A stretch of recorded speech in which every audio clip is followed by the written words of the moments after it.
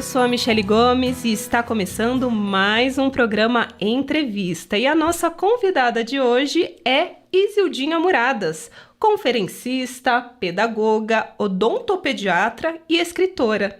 Isildinha, seja muito bem-vinda. Muito obrigada. E é uma alegria receber você aqui no estúdio. Obrigada, querida. A alegria toda minha. Estou muito feliz e honrada de poder estar aqui.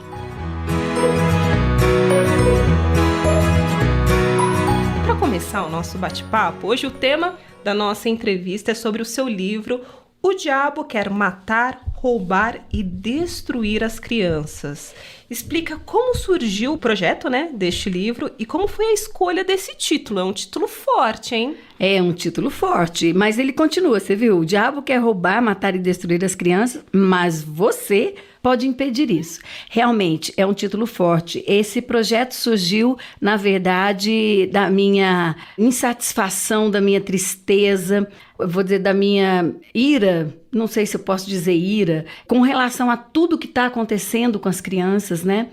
Porque a gente vê que realmente o diabo tem armado estratégias, e muitas vezes sutis, estratégia que muitas vezes famílias, professores e líderes fazem até parte, aprovando algumas coisas, fazendo com que essas estratégias elas se concretizem na vida da criança, né? Até por inocência, por ignorância mesmo no assunto, em algumas coisas eu coloco aqui no livro, e realmente eu fiquei muito triste com tudo que estava acontecendo e comecei a gerar esse livro no meu coração, na minha mente, né?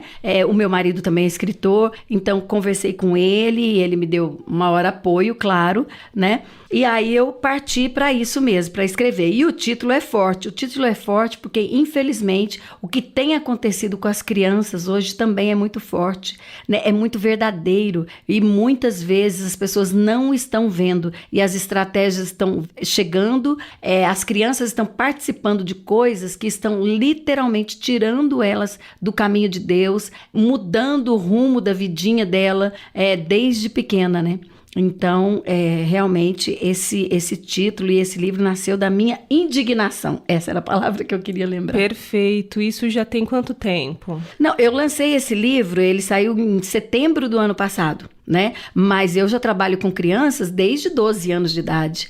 Né? Trabalho com crianças no ministério e profissionalmente também, como você já falou aí, eu sou odontopediatra, sou pedagoga, então profissionalmente e também no ministério. Então hoje eu tenho um curso, né, que eu ministro curso para treinamento, capacitação de professores e líderes, tanto para a liderança e as pessoas que trabalham no ministério, quanto para a liderança da igreja, porque a liderança da igreja precisa saber em quem investir para colocar no Ministério da Infância. Não pode ser aleatório, não pode ser simplesmente porque uma pessoa é divertida, se veste de palhaço, que legal, ele é tão bom com as crianças, vai ser um ótimo líder. Nem sempre. A liderança do ministério não tem a ver com entretenimento, tem a ver com muita seriedade, muita Bíblia, né? E é uma tarefa árdua você montar currículos, você coordenar um ministério, você discipular os seus voluntários ali, né? Eu não gosto muito desse nome, voluntários, porque parece que voluntários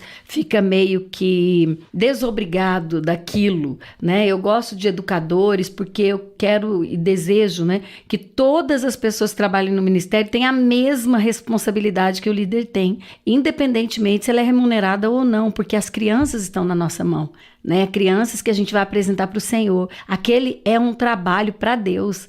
E para mim, o ministério com crianças na igreja é um centro de treinamento de liderança. Sem dúvida. Né?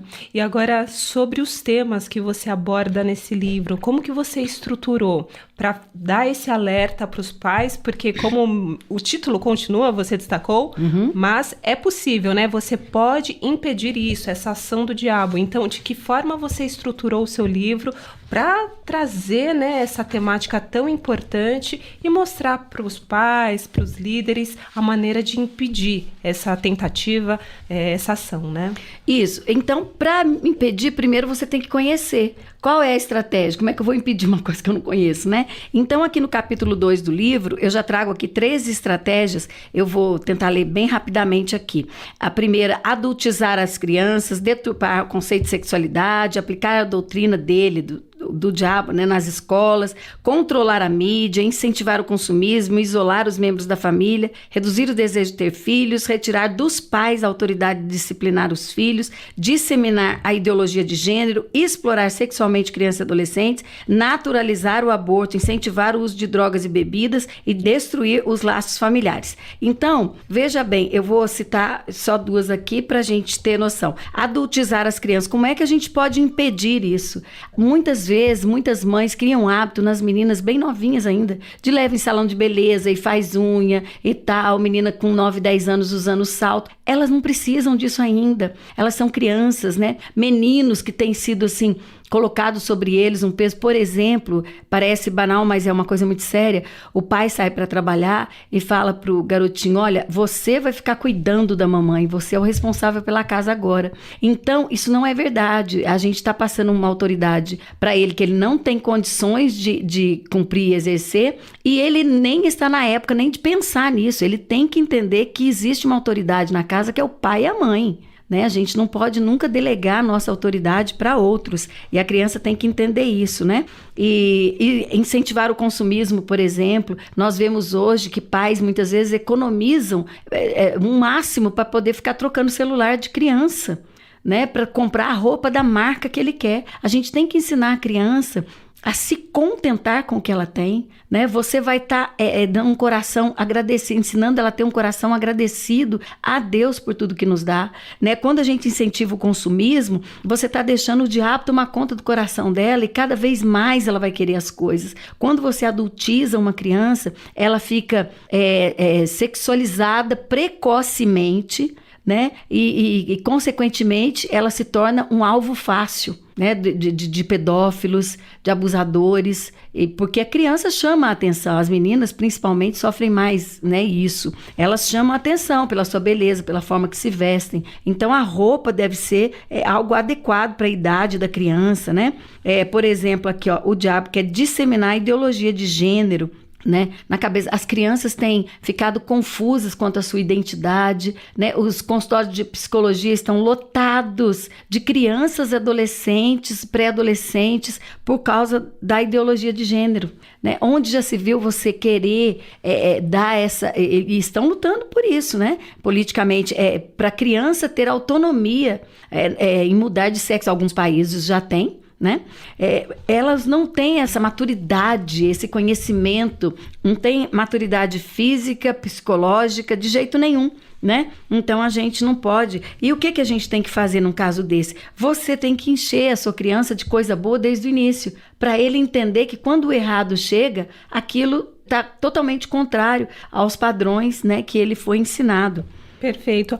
Agora, a gente percebe que é um livro bem completo que aborda diversas áreas. Para quem você indica essa obra, a importância desse livro, não só para os pais, mas eu acho que a igreja, os líderes também, né? Podem aproveitar todo esse conteúdo, as orientações que são passadas também, né? Sim, para pais, pastores, líderes, né, e professores de crianças, adolescentes, não só da igreja, professores na escola secular também, eles precisam saber o que está acontecendo, porque muitas coisas disso tudo que a gente falou aqui acontece na família, na escola e na igreja, né? E às vezes a gente está contribuindo e alimentando tudo isso, né? Então eu vou falando aqui no livro, eu vou dando algumas dicas, algumas orientações de como a pessoa pode evitar que isso aconteça, e se já está acontecendo, a mãe percebe, realmente eu estou adultizando, ela começar a ter sabedoria para conversar com a filha, para a filha entender que não é o momento,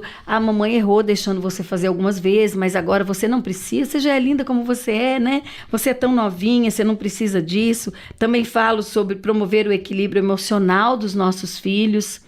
A gente precisa promover, né, esse equilíbrio. Inteligência emocional é o que mais se precisa hoje em todos os lugares e setores, né, da nossa sociedade. Então, a gente precisa disso. E não paro por aí, né? Eu vou falando sobre a disciplina que ela se aprende em casa, vou falando sobre a importância do resgate do Ministério da Infância na igreja, né? O papel da educação das crianças na igreja, o papel da igreja na vida das crianças, também vou falando sobre o Ministério da Infância trabalhar fora da igreja, né? Alcançando as crianças do bairro, alcançando as crianças da escola com capelania escolar. E isso tudo é uma tarefa do Ministério da Infância que fica apagada.